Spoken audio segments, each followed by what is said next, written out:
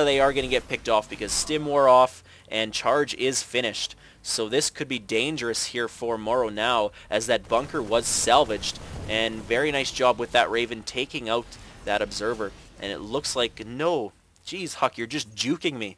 Getting me all excited on the edge of my seat, talking fast, getting super excited, salivating, everything. And then you pull back. Sigh. Anyways, still a little bit of a lull in the game right now, but still trying to keep as much action going on as possible, trying to give you as much insight as I can. Once again, that Reaper, that's the second or third time it's come now to scout this, and the timing on that was just phenomenal this time, and he does see this Nexus is coming up.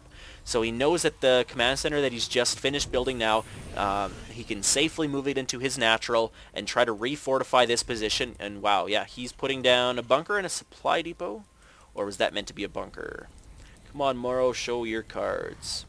Looks like it's just going to be one bunker. That one was salvaged a long time ago.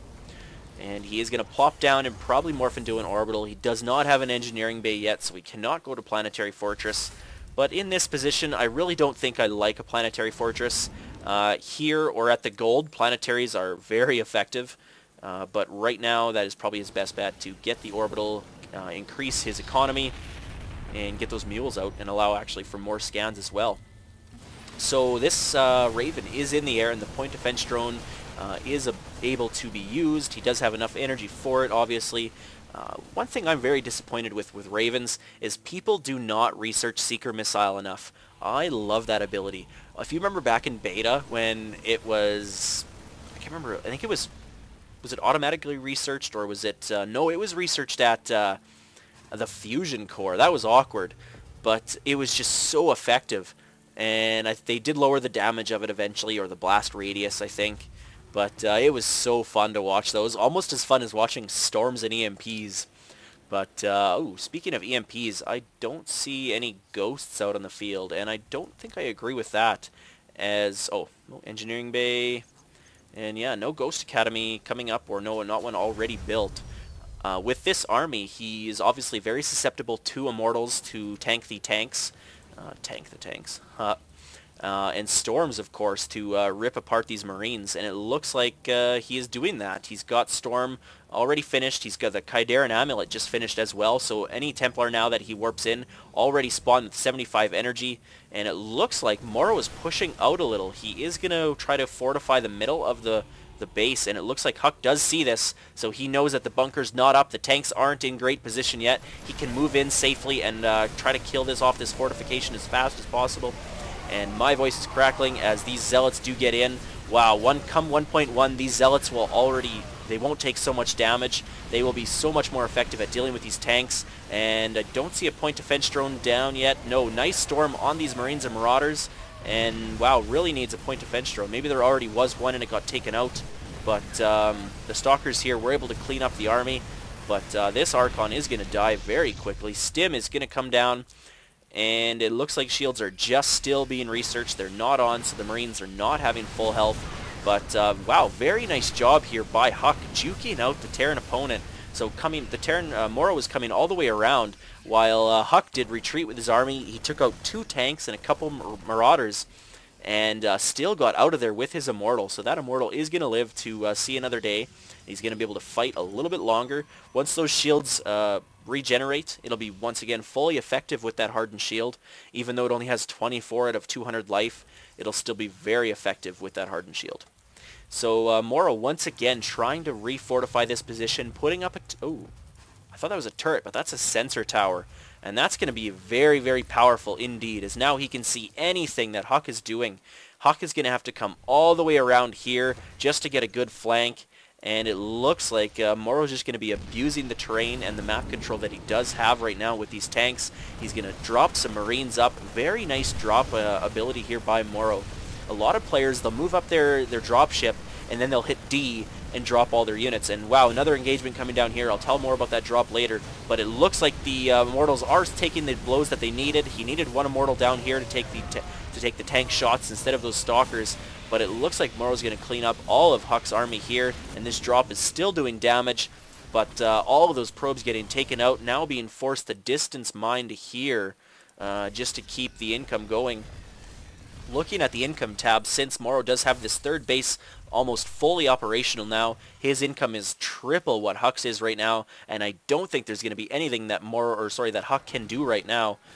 And I'm saying right now too much, like that song, right now. Anyways, what I was going on with that dropship is if you kind of select all of your dropships, and this is very popular with Baneling drops as well, but select them all, and then right-click to a place you want to move to, or where you want to drop, and then click D, and then click on a dropship. And while that dropship is moving, he will slowly drop all of his units. So he's not going to go to that one place and then try to drop all his units at once. On the way to his destination, he's going to start dropping his units. It gets your units out of the medevac quicker, and it allows you to harass a lot faster. But anyways, this Immortal here taking so many shots. That's that hero Immortal with that had 24 hit points. He regained all those shields, managed to take out a couple tanks, couple storms here. No, he doesn't have any energy for Storm. Yes, he does.